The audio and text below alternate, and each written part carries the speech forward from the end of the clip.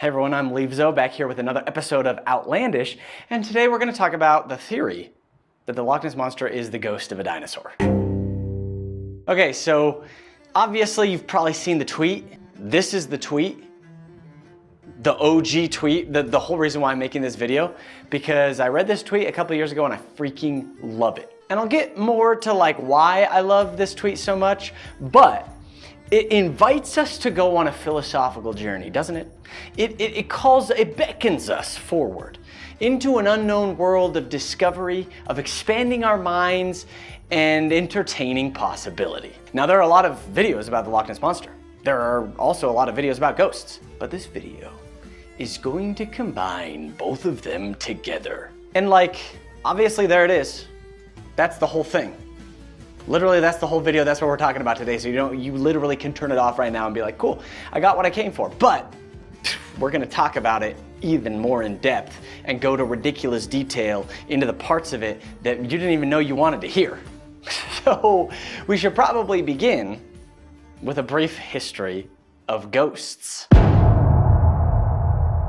We're getting right into it. We're just going for it. Ghost is from the Old English gast, which in turn comes from the Proto-Germanic geistas. Both of these words have a whole bunch of cognates in other languages like Old Frisian, Old Saxon, Old Dutch, Old High German. But there's a reason for that, and we've talked about this in some of my videos before. It's that all of these languages come from one language that was spoken around 5,000 years ago in the Eurasian steppe that's called Proto-Indo-European. If you see pi in videos or things that talk about this, that's what it's talking about, Proto-Indo-European, the culture that went on to become what we would look at nowadays as most of the European cultures and the Indic cultures and a lot of others. And there are exceptions to that. We might make a video going into the Proto-Indo-European world, maybe mythology, all of that stuff someday. But for now, we're just going to focus on the fact that that's where that word comes from. The word in question is actually giestos.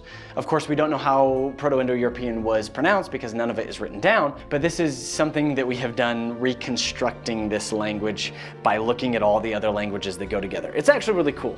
So I'm excited to make that video in the future. So this older word, giestos, is the word for ghost, probably in Proto-Indo-European, and it actually has a root word, which is just gies, which means fear. And I don't know if I'm pronouncing it perfectly, but also no one knows if I'm pronouncing it perfectly because anybody who would know that has been dead for 5,000 years. So we're gonna go with gies. Gies.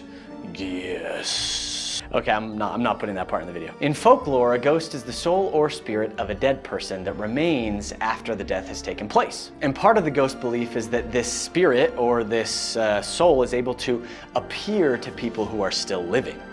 Now, this is not a modern conception. There are ghosts and ghost stories dating as far back as, well, humans. In fact, a lot of people think that cave art depicts the spirits or souls of people that have moved on, and these spirits might have scary or fear-inducing qualities to them. And as far as writing goes, as far back as we have written things down, there have been tales of ghosts. The ancient Egyptians, the Mesopotamians, the Greeks and the Romans, as well as tales found in Thailand, Japan, Africa, and South America.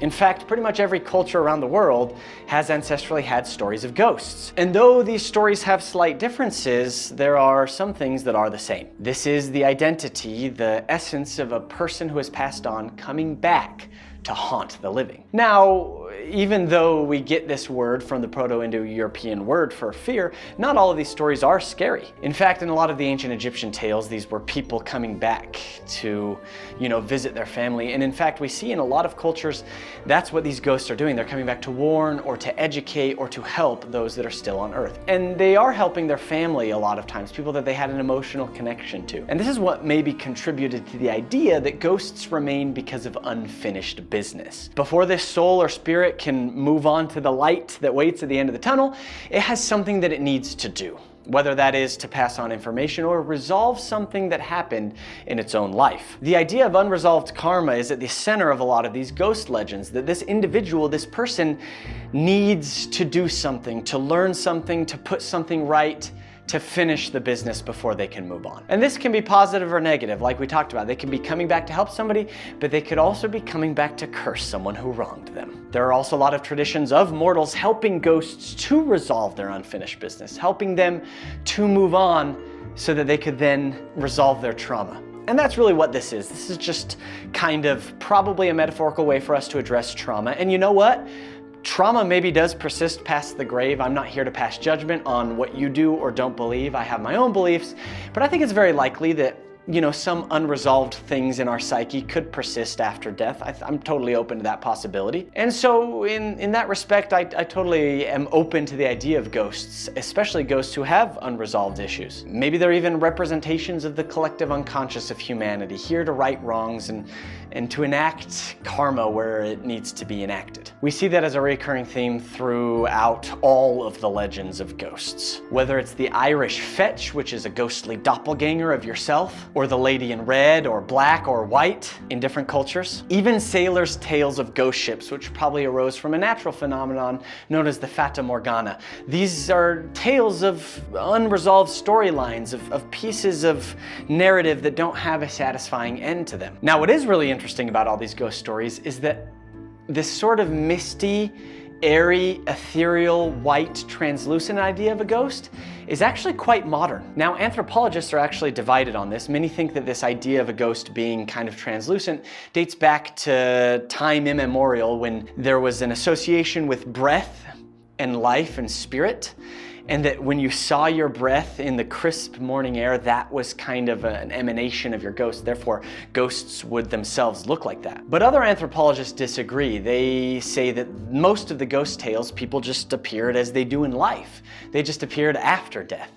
The Egyptians speak about people appearing even dressed as they were in life and looking exactly as you would expect them to. We find that all over the world, that these ghosts are actually apparitions, but apparitions that look like normal people. They're just out of time, or not where they're supposed to be, or sometimes pass through solid objects. Some anthropologists think that this idea of the ethereal, see-through, translucent ghost came about because of the advent of modern theater and photography. Now, someone who used ghosts a lot in their plays was William Shakespeare, and he uses these ghosts to great effect. Now, in Hamlet, when the ghost of his father appears, for example, it was tradition to dress this ghost in armor. Metal armor.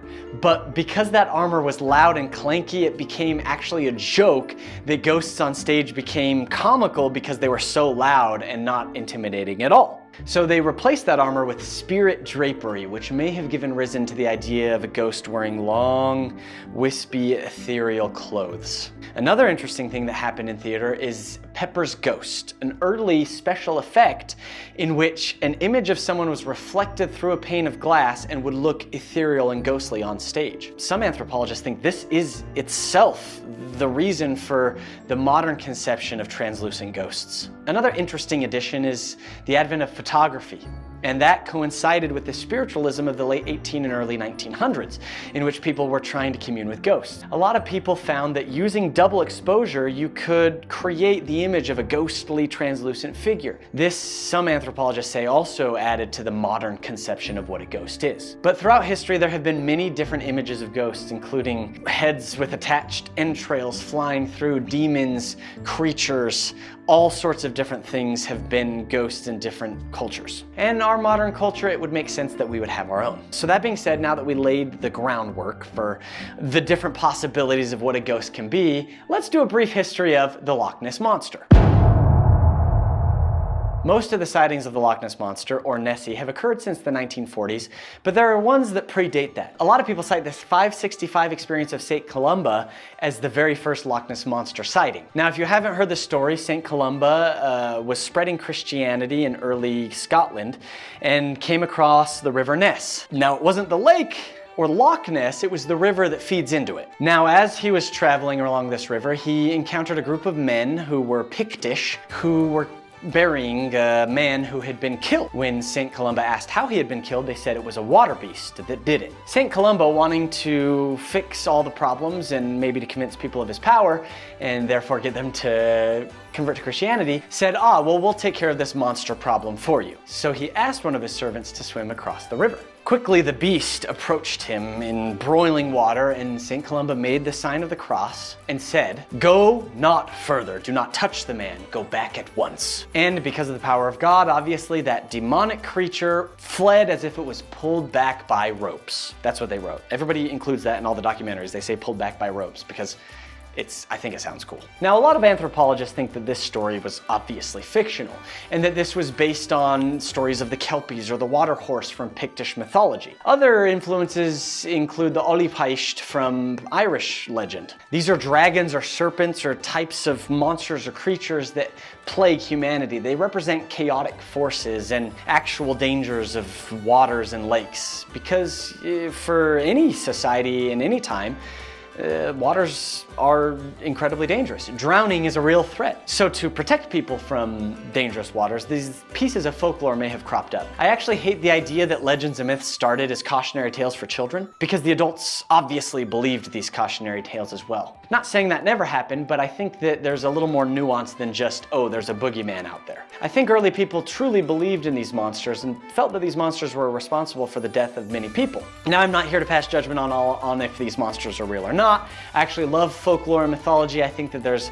a lot happening in the collective unconscious of humankind, and that the power of consciousness is incredibly powerful, especially when mixed with maybe some of the interdimensional or quantum type of entanglements that can happen. I don't know what that is. I mean, 97% of the universe is undetectable by us, which is most of it, so I like to keep an open mind. But that doesn't change the fact that probably these legends were different, separate legends of different phenomenon around the country that then all were brought together in the 1930s and 40s because of the sightings that happened at Loch Ness. Now, before I talk about the 1933 sightings that kind of put Nessie on the map, I want to talk about two earlier ones in the 1800s. In 1871 or 72, a man named D. Mackenzie said that he saw a large creature in the loch and described it as wriggling and churning up the water. Now, D. Mackenzie didn't tell anyone of this tale until actually many years later in 1933, when other people were coming forward with their stories. In 1888, a man named Alexander MacDonald also had a sighting. He called it a large, stubby-legged animal, and he said it was near the edge of the loch coming out of the water towards him. He described it pretty much exactly as a giant salamander. And then comes the Aldi McKay sighting of 1933. Aldi was a woman who claimed she saw a large beast, or whale-like fish, churning in the loch. She said it was rolling and plunging for fully a minute, which allowed her plenty of time to see how large it was. Now, what's interesting about that is Aldi shouted, "Stop! The beast!" as if it was something everybody already knew about.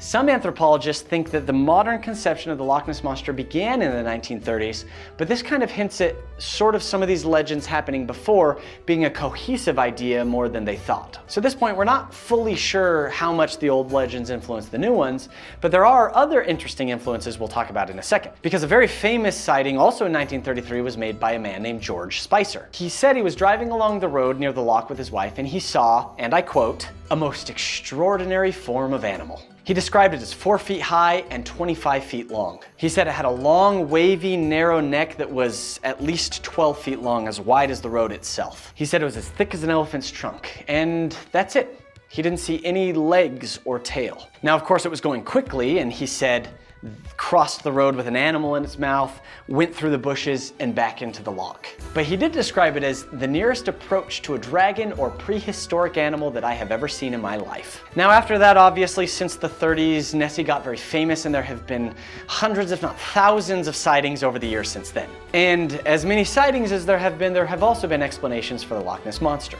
Some of the popular ones are eels, escaped elephants, a Greenland shark that found its way into the loch, a particularly large Wells catfish, and other misidentifications of smaller things like otters or swimming deers or even boat wakes or floating logs. There's even a theory that the loch is home to an enormous species of bristleworm, a type of invertebrate. And then, of course, the idea of a dinosaur that survived extinction that has lived for 65 million years still in Loch Ness. Now, I'm not the only one that finds that unlikely. I'm not the only one that thinks that a breeding population of creatures that size that breathe air would be seen even more often than they have. But of course, I'm willing to suspend my disbelief for possibilities. I've heard about caverns in the loch that connect to the ocean, that perhaps that's where the dinosaurs or plesiosaurs live. But when they did run the DNA analysis of the water in the loch, they didn't find any DNA from giant reptiles. So take that for what you will. A lot of people think that this is fully a psychological phenomenon, that 1933 also happened to be the year that a very famous version of King Kong came out. And in King Kong, there were dinosaurs featured, which matched pretty closely to the descriptions that people gave. Now, I'm not saying that that's just people's imagination fully. Maybe that has to do something with manifestation and thought forms in the collective unconscious. I don't know. But I do want to talk about the theory that you came for, what this video is about, that Nessie is the ghost of a dinosaur. Because why should ghosts only exist of people, of humans? In fact, folklore gives us many examples where this isn't the case. There are many ghosts of animals which do appear, like the black shuck in England, the ghost of a dog that guards a cemetery, that appears as a red-eyed, sometimes giant black dog, which was the inspiration for the Grimm in Harry Potter. And it's not just dogs, there have been ghost cats, ghost deer, stories of many ghost animals. But my question is, why should there only be ghosts of animals that live nowadays? If ghosts are real, and if there have been organisms on this planet for a long time, wouldn't it make sense that there would be ghosts of all those organisms, including organisms that lived 65 million years ago? And I know it's a stretch, but think about the kind of abilities that ghosts have.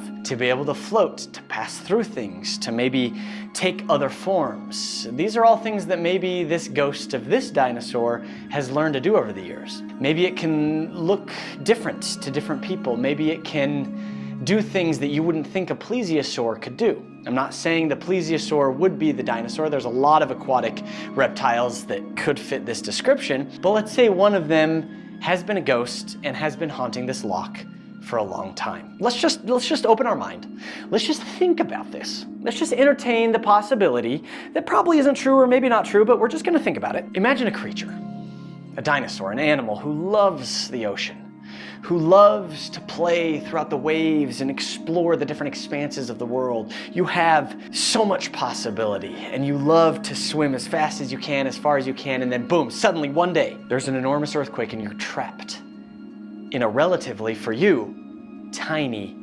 fishbowl of a lake. Never again to swim the open ocean. Never again to see your friends and family who live out there. Never again to know the freedom that you were born to have. That sounds an awful lot like unfinished business to me. And like I said, I know it's a stretch, but mostly, more than anything else, I'm making this video because I freaking love this tweet because of this part right here. I'm gonna believe that as a treat to myself. I think we're just so obsessed with being skeptical nowadays. I think that we just need to know exactly how everything works, and we've kind of evolved into a society who thinks that it can figure out how everything works. And maybe that's not true. Maybe there are quantum and consciousness-based mysteries that are still just always going to be slightly out of our reach, or at least always things that we can continue to understand as we build better and better equipment and learn more and more about the world. But this idea that we have it all figured out, it doesn't sit well with me. It seems incredibly foolhardy. It seems almost hubristic.